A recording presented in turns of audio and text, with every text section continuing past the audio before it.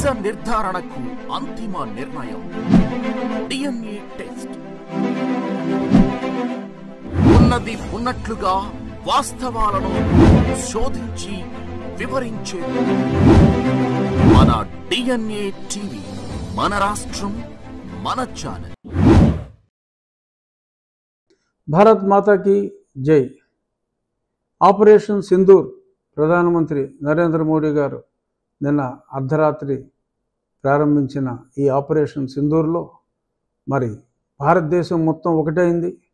కులాలకు మతాలకు అతీతంగా, పార్టీలకు అతీతంగా అందరూ ముక్త కంఠంతో ప్రధానమంత్రి నరేంద్ర మోడీ గారికి సంపూర్ణ మద్దతు తెలియజేస్తున్నారు. ఈ సందర్భంగా మరి అసదుద్దీన్ ఓవైసీ గారు కూడా హైదరాబాద్లో ఆయన సంపూర్ణ మద్దతును తెలియజేయటం భారతదేశ సంఘటితాన్ని తెలియజేస్తుంది. రాబోయే కొద్ది రోజుల్లో ఈ సమస్యకి, టెర్రరిజానికి పూర్తి పరిష్కారం దొరుకుతుందని ఆశిస్తున్నా. మార్కెట్లో హఫీజ్ సయీద్ కూడా మృతి చెందినట్టుగా వార్తలు ఉన్నాయి.